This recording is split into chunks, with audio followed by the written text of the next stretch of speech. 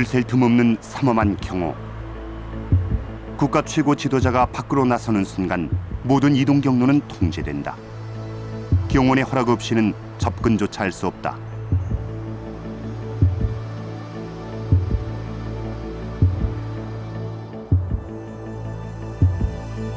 (1791년) 정월 18일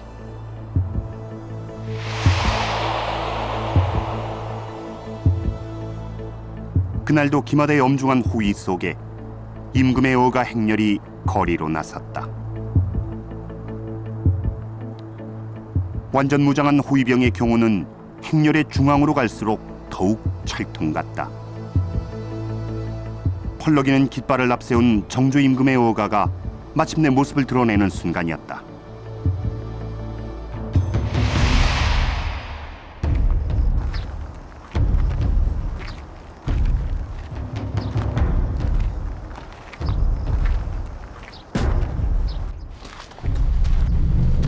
바로 그때 정조의 어가를 멈추게 하는 사건이 일어난다.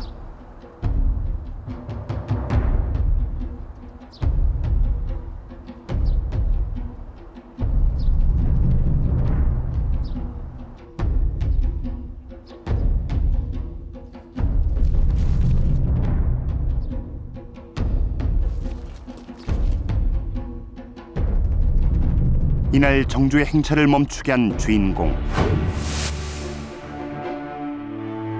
그는 흑산도에 사는 평범한 주민 김이수였다.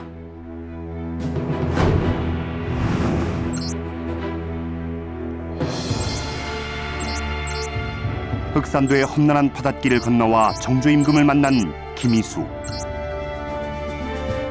그는 어떻게 정조를 움직인 것일까?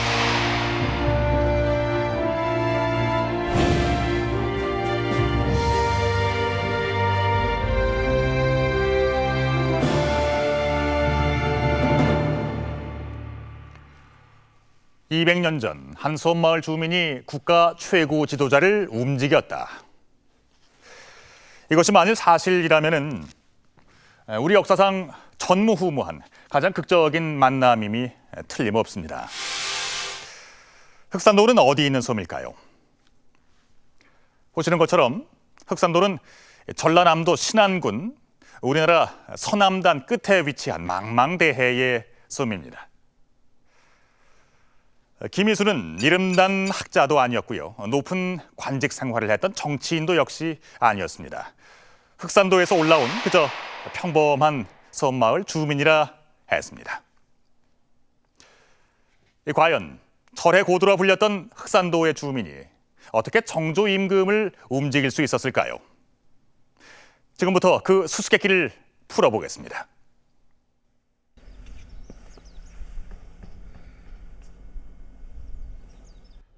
지금도 흑산도는 목포에서 배를 타고 2시간 정도 바닷길을 달려야 오갈 수 있는 곳이다. 흑산도 주민 김이수는 어떤 사람일까? 김이수의 행적부터 찾아보기로 했다. 흑산도에서 김이수의 후손을 만난 것은 한식을 하루 앞둔 4월 4일. 흑산도가 아닌가요? 아니죠. 그럼 선생님이 김희수 선생님하고 어떤 관계신 거예요? 저 6대 할아버지입니다. 아, 저 그러면은 6대 손이죠, 제가. 아, 예. 김이수의 6대 손은 취재진을 대둔도란 섬으로 안내했다.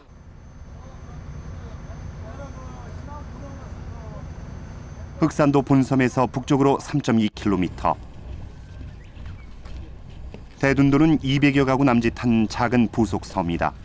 김이수는 이곳에서 나고 자랐다고 한다. 방금 도착했어요. 예, 그랬어요. 예. 때마침 김이수를 기리는 시제 준비로 작은 섬마을이 북적였다. 이리 갔거나 저쪽으로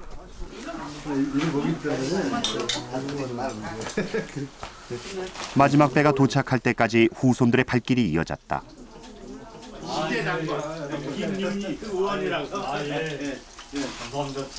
갓 잡아 올린 싱싱한 해산물로 제사 음식을 준비하는 정성스런 손길.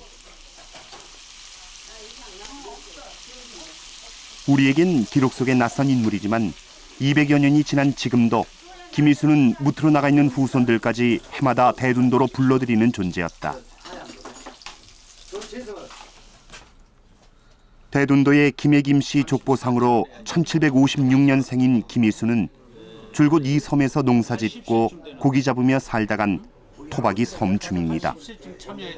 여기 지금 이자 숫자 우리 할아버지로부터 우리가 전에 우리는 지금 현재 6대조야.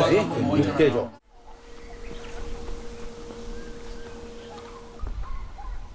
그런데 대둔도 일대에는 평범한 섬 주민들과는 다른 예사롭지 않은 김희수의 흔적이 남아 있었다. 몇 해 전까지 후손들이 관리하며 살았던 김희수의 생가다. 대체적으로 여기 조금 보시면 이게 토담하고 이 나무 이 석가래 중돌이 나무 이 저 고배나무 이런 것들 몇 가지는 그 자재가 흔적이 아직도 남아 있는 것 같습니다. 그럼 여기에 선생님 그러면 전에 언제 와보시고? 주민들이 김희수에게 준 섬도 있다. 김희수가 정조 임금을 만나 흑산도의 민원을 해결하자 그 보답으로 중죽도의 해산물 수확권을 주었다는 것이다. 중직도 전체에서 생산되는 해산물을 즉 예를 들어서 건각이라든가 파래라든가 멱이라든가 여러 가지 나오지 않겠습니까? 그러한 것을 전체적으로 수확권을 하사받은 겁니다. 힘차게 밀어. 한식날 아침 김희수의 묘소로 가기 위해 후손들이 부둣가로 나왔다. 바리바리 준비한 음식을 배에 싣는 후손들. 김희수를 기리는 시제를 지낼 때마다 벌어지는 풍경이다.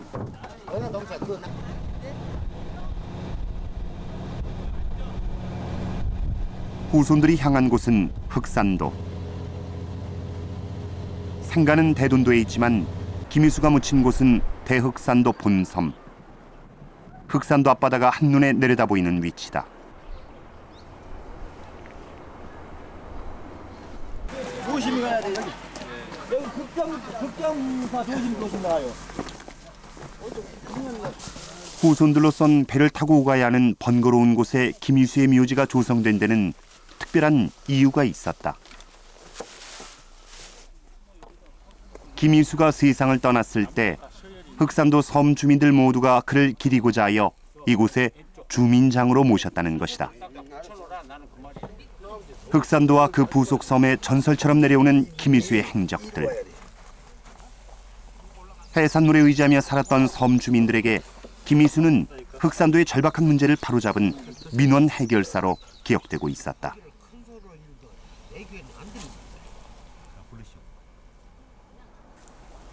후손들에겐 험난한 바다를 건너 한양까지 올라가 임금을 만난 자랑스러운 조상이었다. 목숨을 걸고 가신 건데 우리가 지금 상상해로 생각할 때 이 먼 거리를 또 가가지고 또 가서 서울까지 가서 그 우리 임금 행차하신데 그 압을 가로막고 살려주라는 것은 대단한 분이라고 이렇게 우리가 생각할 수가 있죠.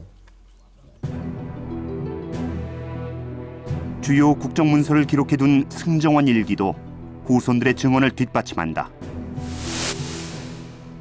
김희수는 분명 정조 임금을 만났던 것이다. 조선시대의 백성들이 억울한 사정을 임금에게 호소할 수 있는 방법이라고 하면은 신문고를 떠올리는 분들이 많이 계실 겁니다.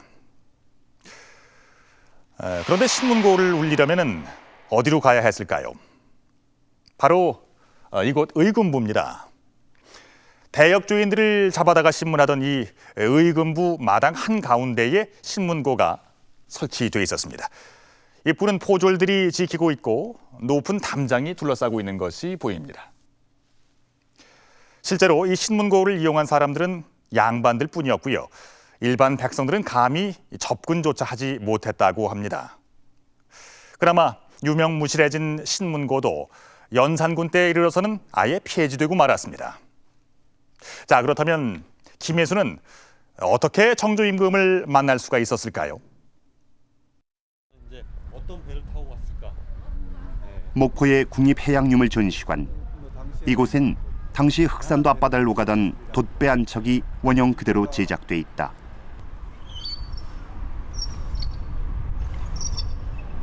김희수는 이런 돛배를 타고 험난한 바닷길을 건너 무트로 나온 것으로 추정된다. 특히 목포 앞바다는 우리나라에서 가장 물이 세기로 유명한 곳입니다. 그래서 아마도 그때 그 흑산도 그 도서지방 사람들은 또 가다가 바람이 많이 분다든지 그 기상이 악화일 때는 어디 섬에 정박해서 며칠이라도 있었겠죠. 그래서 지금처럼 시간을 정해놓고 이제 항해를 한다든지 이런 것은 아니었겠죠. 변덕스런 바다 날씨에 운명을 맡겨야 하는 목숨을 건 험난한 여정이었다. 뱃길이 험해 물에 빠져 죽는 사람이 고을의 절반 이상에 이르니 심히 불쌍하다. 흑산도로 가는 배를 타면 사람들이 형극의 일이다, 이제 가시밭길이다, 그런 식으로 해서 울고 목 놓아 울고 하는 그런 기록들이 그 조선왕조실록 같은 정사 기록에도 나옵니다. 그래서 그만큼 그 옛날에는 큰 바다로 나가는 것이 대단히 위험한 그런 것이었죠.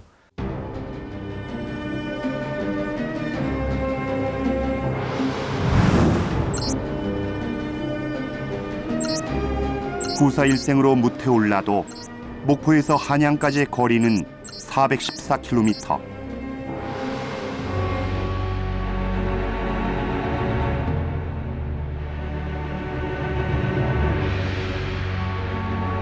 그는 당시 한양과 삼남지방을 잇던 영로를 이용해 상경했을 가능성이 크다.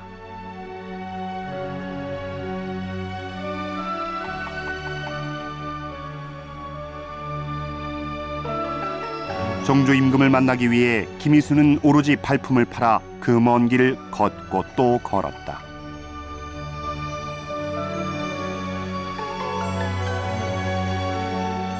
묻고 또 물어서 찾아가는 낯선 한양길. 그렇게 해서 도착한 한양이지만 임금은 아무나 만날 수 있는 존재가 아니었다. 흑산도 주민 김희수는 언제 어디서 정조 임금을 만난 것일까?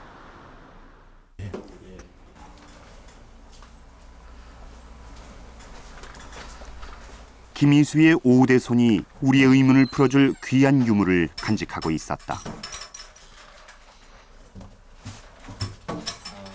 장롱 서랍 깊숙이 보관해 온 것은 김희수의 유품이었다.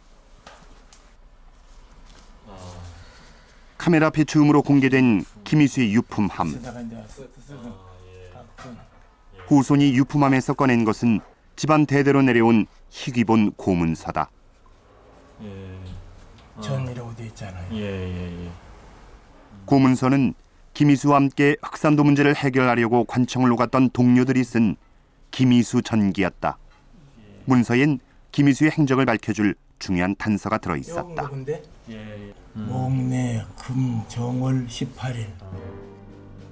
김희수가 정조를 만난 날짜가 기록돼 있던 것이다.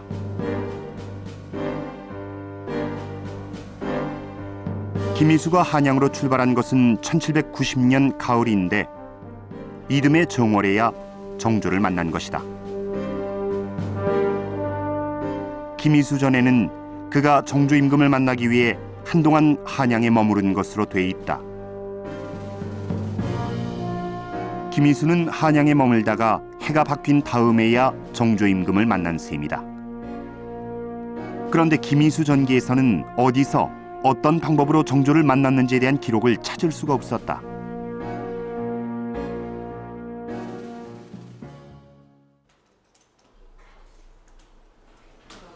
우린 1791년 정월 18일을 전후로 한 공식 기록을 모두 찾아보기로 했다. 특히 우리가 주목한 것은 일성록. 정조의 지시로 임금의 행적을 일기 형식으로 상세히 적기 시작한 공식 기록이다. 일성록을 살피던 중 김희수가 정조를 만나기 5일 전의 기사에서 흥미로운 단서가 발견됐다. 1791년 정월 13일 이날 정조는 수원의 사도세자 무덤을 참배하기 위한 행차 일정을 점검하고 신하들에게 특별 지시를 내린다. 배다리를 구경하려는 도성의 사민과 부녀자들이 많을 것이니 오늘부터 야간 통행 금지를 해제하여 흥인문과 숭례문을 자유롭게 드나들도록 하라. 한글 공고문을 내걸어 백성들에게 야간 통행 금지 해제를 널리 알리라는 당부도 덧붙였다. 한양에 머물던 김희수도 이 한글 공고문을 보고 정조의 행차를 알았을 가능성이 높다.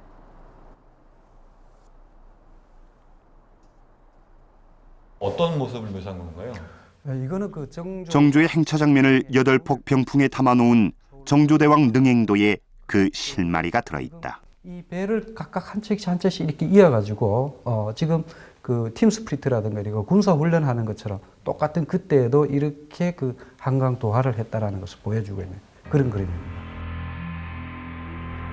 정조의 행차가 한강을 건너는 모습을 담은 장면이다. 한강 남북단에 400여 척의 배를 연결해 만든 거대한 배다리가 놓여 있다. 정조의 행차가 지나가는 배다리 주변엔 수많은 백성들의 모습이 보인다. 이렇게 많은 백성들이 모인 것은 단순히 정조의 행차를 구경하기 위한 것만은 아니었다.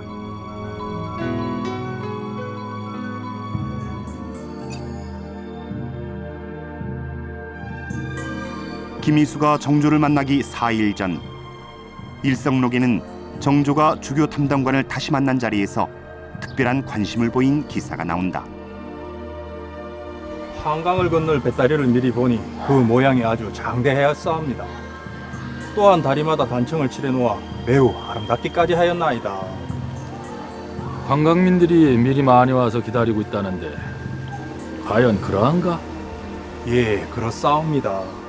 그러니까 정조는 자기의 행차를 백성들과 만남의 계기로 삼기 때문에 가능한 백성들이 자기의 그 움직임에 많은 백성들이 나와서 관람하고 또 그걸 관광이라고 표현할 정도로 많은 사람들이 와서 봅니다. 그리고 이제 그 또 심지어는 자기의 행차에 백성들이 와서 그 보는 것을 금지하지 말라. 구중궁궐 속에 있던 국왕이 밖으로 나오는 거, 백성 속에 들어가는 거죠.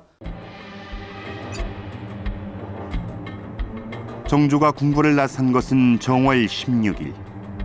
그렇다면 김희수가 임금을 만난 것은 정조가 사도세자 무덤을 오가는 참배길이 아니었을까? 일성록에 따르면 정조는 남대문을 거쳐 한강대교 북단에 놓인 배다리를 건넜다.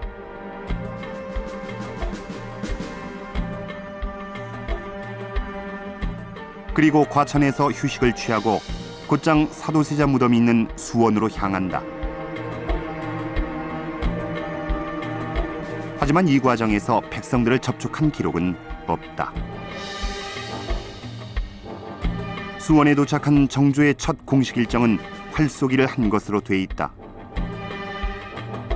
이날 정조는 친히 화살을 쏘아 세 발을 모두 명중시켰다고 기록은 전한다.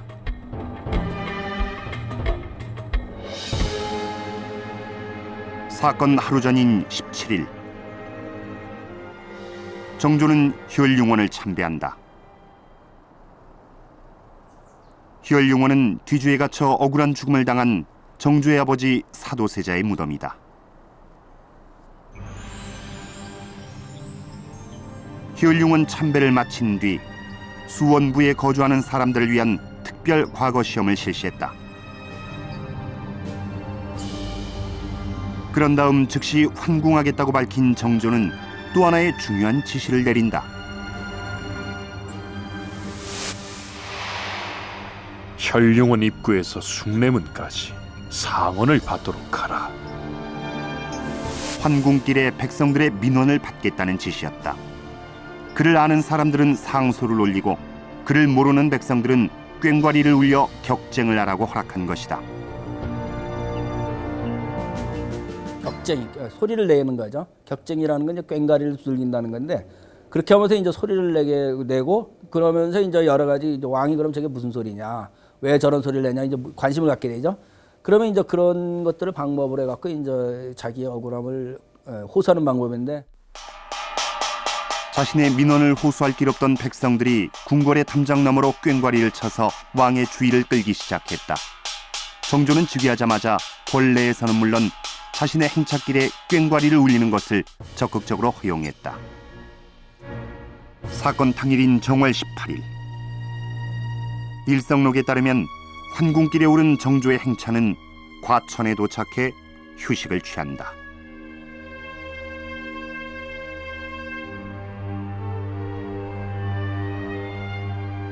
정조가 머문 곳은 과천 관하의 객사인 온온사. 정조가 혈융원을 오가는 참배길에 편안하게 휴식을 취한 곳이라 해서 온온사란 이름이 붙었다. 그렇다면 흑산도 주민 김희수는 온온사에서 정조의 행차를 만난 것일까?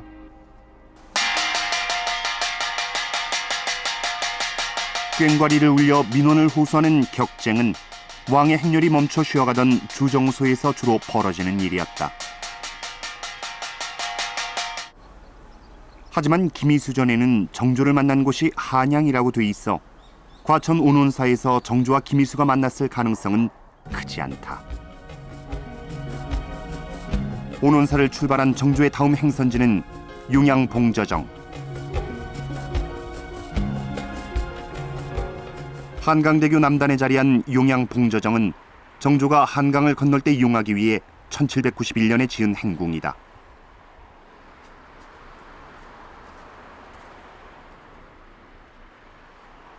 사건 당일 융양봉저정에 도착한 정조는 한강을 건너기에 앞서 식사를 한다.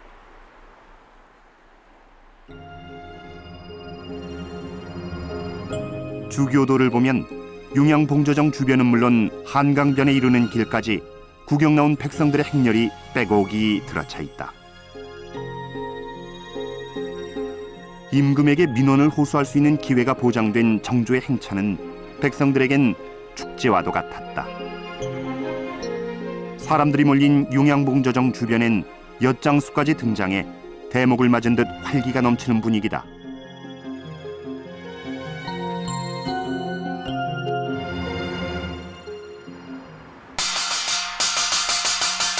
정조 행차가 두 번째로 멈춘 이곳 또한 꽹과리를 울리기에 적합한 장소였다. 김희수는 정조가 한강을 건너기 직전 마지막 휴식을 취하던 융양봉저정 일대에서 격정을 했을 가능성이 높다. 정조에게 흑산도의 민원을 호소할 수 있는 더없이 좋은 기회였던 것이다. 도성 밖이라고 하면은 아마 그 노량진을 건너기 전에 있는 거기 용양봉저정이 아니었을 것인가 이렇게 생각하는데, 그러니까 격쟁을 받는 방법은 두 가지가 있습니다. 그러니까 그 주정소에서 쉴 때 이제 왕이 이제 뭐 여러 소리가 나면 상원 격쟁을 받아라 이렇게 하기도 하고, 또 특이한 경우는 행차 도중에 이렇게 격쟁을 받기도 합니다. 또 다른 후보지는 한강을 건넌 정조의 행차가 숭례문으로 가는 도로변이다.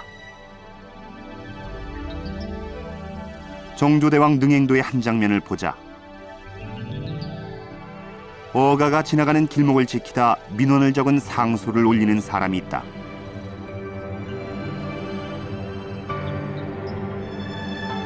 임금의 행차를 지켜보는 백성들의 모습은 거리낌 없이 자유분방하다.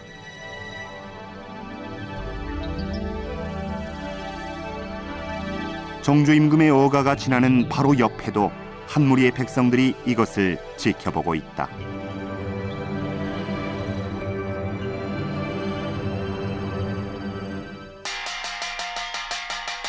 김희수가 행차 도중에 꽹과리를 울려 정조의 행렬을 멈추게 했을 가능성도 있다. 그러니까 흑산도 주민 김희수는 백성들이 직접 민원을 호소할 수 있는 격쟁 제도를 통해서 정조를 만날 수가 있었던 겁니다. 하지만 조정 대신들은 이런 정조의 뜻과는 달리 격쟁 제도를 못마땅하게 여겼습니다. 백성들이 관리의 비리나 잘못된 관행을 왕에게 고하는 것을 원치 않았던 거겠죠. 그렇다면 흑산도와 같은 오지 주민들에게 관리들이 일부러 나서서 격쟁 제도라는 것을 일러주지는 않았을 것 같습니다. 과연 김혜수는 어떻게 격쟁 제도를 알게 됐을까요?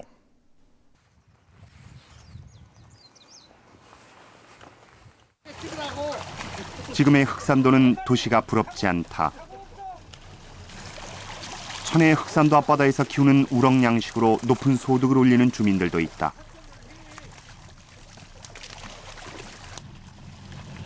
그러나 김희수가 살았던 시대의 흑산도는 끼니 걱정을 해야 하는 가난한 섬이었다. 지금 우리 할아버지 때 선친 때는 솔직히 흑산에서 쌀 서말 먹고 힘들어 1년에 서말 먹기 힘들었대요. 양시 가기 전에는 보리 아니면 고구마 뿌리 그러고서 연명을 살았어요. 힘들었어.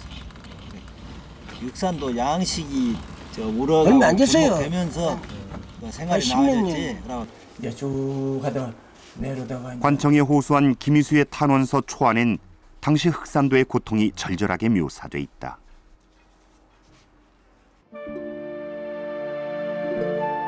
저희들이 사는 섬은 절해고도로 토지는 척박해서 사람이 살 수 없을 정도의 곳인데도 불구하고 부역은 많고 세금은 무거워 도저히 저희 주민들의 힘으로는 감당할 수 없습니다.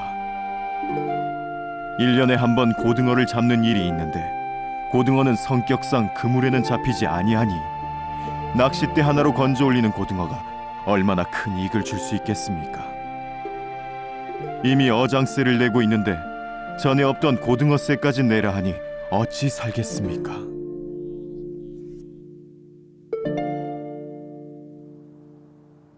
지방 관리들에 의해 갖가지 이름으로 부과된 세금은 먹고 살기도 버거운 가난한 섬마을 주민들을 괴롭혔다. 저희 섬은 본래 노는 없고 산기슭을 일구어 자갈 틈에 씨를 뿌렸으나 지맥이 점점 쇠하여져 흙은 없이 바위만 앙상하게 남으니 소출도 해마다 줄어들고 있습니다. 전에는 이 보리, 고구마를 주식으로 많이 했어요. 그리고 쌀은 조금씩 팔아다 위에다 조금씩 놔서 어른들만 떠드리고. 매년 보리를 추수한 후에 그 땅에 콩을 심어 조금이나마 생활에 보태고자 하였으나 탐관오리들이 보리로 세곡을 받고도 또 콩을 세금으로 받으니 세금 때문에 집집마다 울부짖는 것을 하늘도 알고 땅도 알게 되었습니다.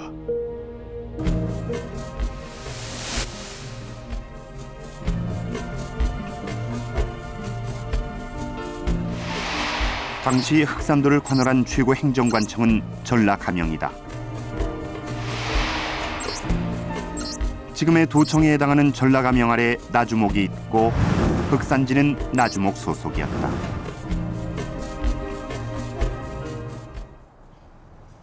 고역을 견디다 못한 김희수는 관청을 찾아다니며 흑산도의 세금 문제를 호소했다. 가장 먼저 달려간 곳이 흑산면 사무소 자리에 있던 흑산진이다. 흑산진 진촌이네요. 옛날에 여기 하지만 흑산진 관리는 김희수의 탄원을 제대로 접수조차 하지 않았다. 여태 아무런 말이 없다가 이제 감히 그리 말하는가? 네 뜻대로 해봐라. 네가 날뛴다고 내가 두려워할 줄 아는가? 할아버지가 그걸 일일이 이제 관에다가 이제 보고를 하고 시정해달라고 한데도 말을 안 들어주고, 그러니까 늘 가나하고는 할아버지하고 등저인 상태거든. 그러니까 우리 수리에 가면은 할아버지 우리 밭이 있는데 그때 그 우리 밭 우쪽으로 그 양반들이 이제 그 초인에도 그때도 가마를 타고 이제 왔다 갔다 했던 것 같아요. 그러니 이 땅이 이게 누구 밭이냐 그러니까 김유수 밭이라고 그러니까 막 그 원집이 내려와서 콩을 막 문지르고 그랬다는 그런 걸 들었어요. 섬 주민들을 더욱 고통스럽게 만든 것은 종이 세금이었다. 당나무는 종이를 만드는 주원료다. 당시 흑산도 성인 남자 한 사람이 바쳐야 하는 세금은 당나무 40근에 해당하는 종이. 남자가 많은 집은 생업까지 포기하고 당나무를 캐다가 종이를 만들어도 세금을 충당할 수 없는 형편이었다. 심지어 어린아이와 노인들에게까지 종이세를 부과하는 바람에 아예 섬을 버리고 도망가는 주민들이 생겨나는 지경이었다.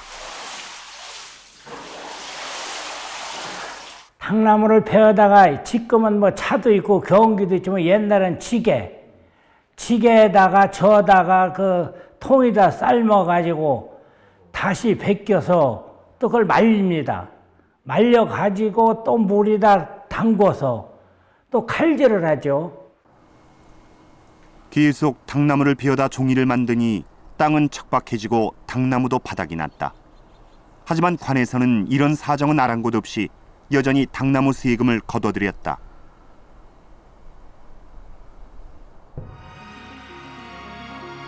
가혹한 고통을 더 이상 볼 수 없었던 김이수는 나주목으로 향했다.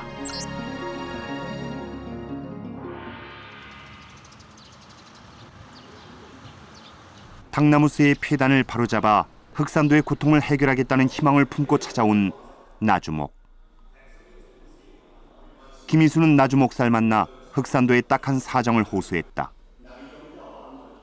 몇 번이고 찾아가 주민들의 연명으로 작성한 탄원서까지 제출했다. 하지만 돌아온 답변은 한결같았다. 나라에서 정한 오래된 세금 제도를 함부로 고칠 수 없다는 것이다. 그렇다고 포기하고 돌아설 수도 없었다. 흑산도의 운명이 걸린 절박한 문제였다.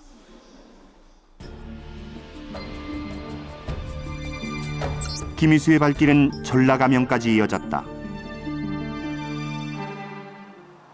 해결의 실마리가 보이는 것 같았다. 김이수의 탄원을 접수한 전라감사가 흑산도 현지 실태를 조사하라고 지시한 것이다.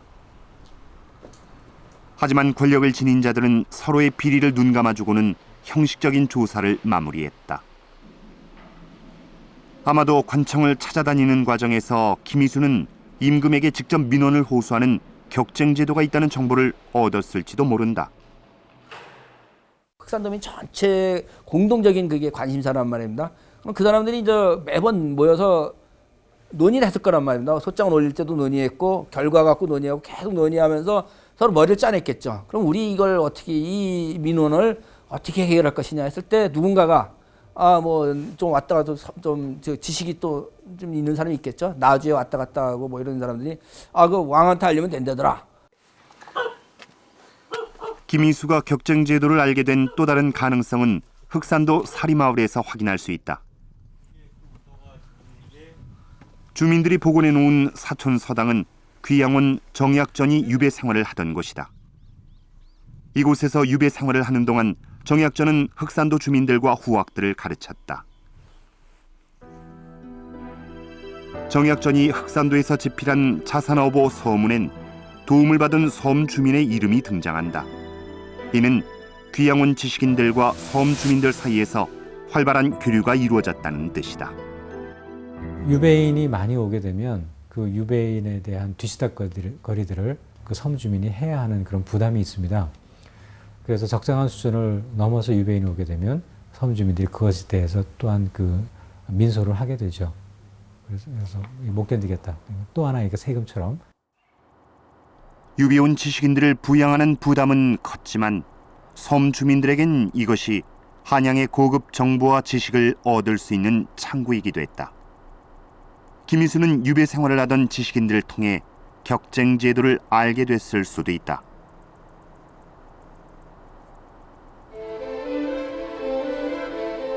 김이수가 당나무새의 폐단을 바로잡기 위해 이리저리 뛰어다닌 것만 2년. 그 시기에 정조는 사도세자의 능을 옮기고 배다리를 놓았으며 행차길의 격쟁을 합법화시켰다. 한양으로 가는 먼 길을 떠나기 전 김이수는 주민들을 모아놓고 이렇게 말했다고 한다. 지금 다행히 성군이 위에 계시니 둔민의 어려운 사정을 놔랜다면 아무리 멀리 있어도 은혜를 입을 것입니다. 김이수가 말한 성군은 정조 임금을 가리킵니다. 이는 흑산도 주민들의 등골을 휘게 만들었던 당나무 세금의 폐해를 해결할 유일한 방법이 격쟁밖에 없다고 판단하고 떠났다는 얘기가 되겠습니다. 김이수의 꽹과리 소리를 들은 정조가 흑산도의 문제를 해결하는 과정 또한 매우 흥미로운데요. 자, 지금부터 그 과정을 따라가 보겠습니다.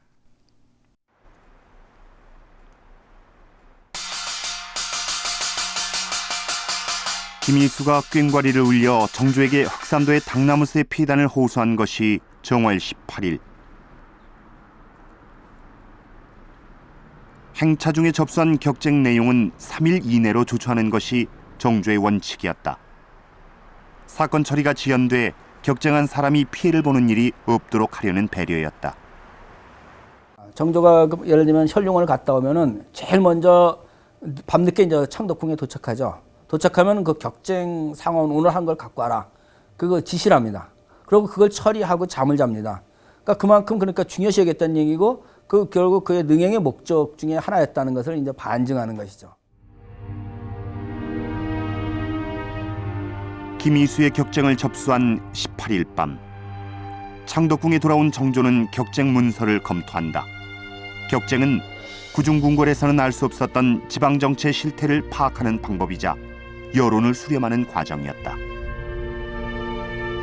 이번 행차에서 접수한 격쟁은 107건. 개인적인 억울함을 호소하는 내용도 있었지만 잘못된 사회 피단과 관리의 비리를 고발하는 내용도 많았다.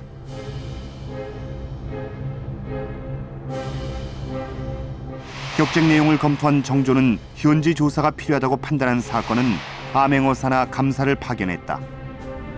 김일수가 당나무새 민원을 호소한 흑산도도 그 대상이었다. 문제는 조정대신들의 반발이었다. 격쟁의 남발로 신분 질서가 사라지고 사회 기강이 무너진다며 격쟁 제도를 폐지하라고 맞섰다.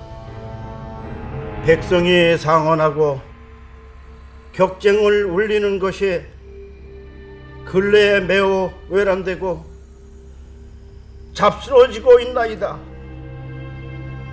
폐단이 많은 제도는 없애는 것이 옳을 줄로 사료되옵니다. 그럴 수 없다. 불쌍한 저 구할 데 없는 백성들이 가슴에 깊은 원한을 품고 분주히 와서 호소하는 것이니 이것은 마치 어린아이가 부모에게 하소연하는 것과 같다. 저들은 실로 죄가 없다. 그렇게 만든 자들이 죄인이다. 격쟁에 대한 정조의 의지는 확고했다. 사건 발생 4개월 후인 5월 22일, 이른 새벽,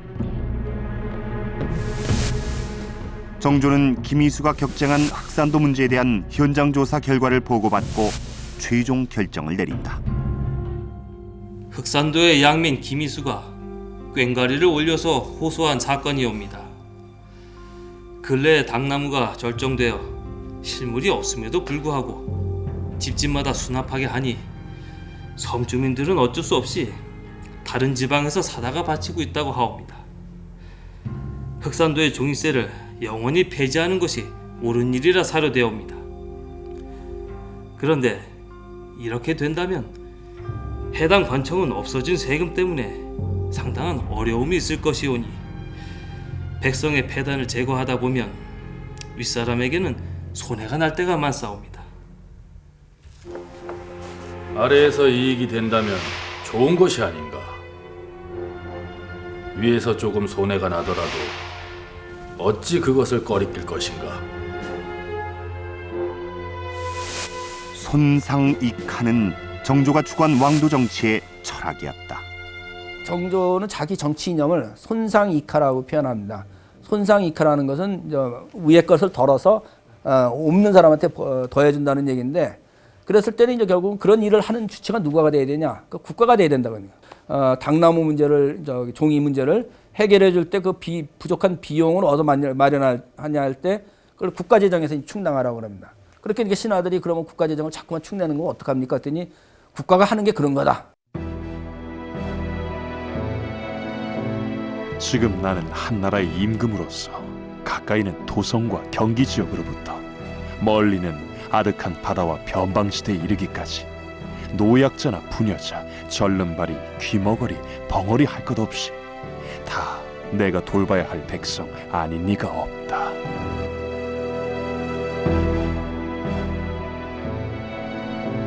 이런 일을 처리하지 못하고서 어찌 사람이라 할 수 있겠습니까? 말하기가 어려운 것이 아니라 듣기가 어려운 것입니다. 제가 한번 해볼 테니 되고 안 되고는 아직 말하지 마십시오.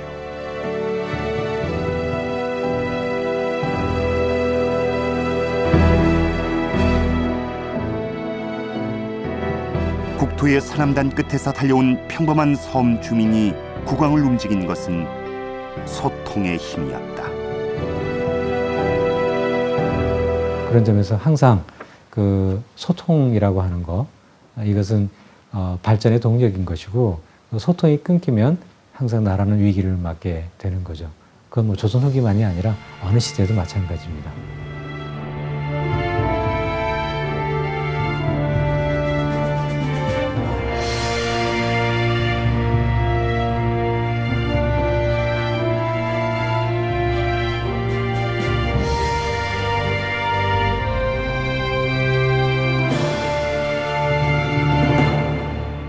흑산도 주민 김미수와 정조 임금의 만남은 가혹한 당나무 세금 때문에 고향을 등져야 했던 수많은 섬 주민들을 돌아오게 만들었습니다.